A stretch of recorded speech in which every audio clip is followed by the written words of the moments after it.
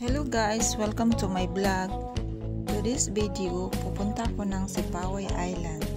Sasakay ako ng pambot o bangkang dimotor dito sa San Carlos Fort. Ang pamasahe po ay tag 25 pesos lang po. So nanggaling po ako dito sa San Carlos City papuntang to Sipaway Island ay makakating ka na po within 15 minutes. Napakaganda po dito ng mga resort at napakalinis po ng tubig. Ang pangunahing hanap buhay po dito ay ang pangingisda.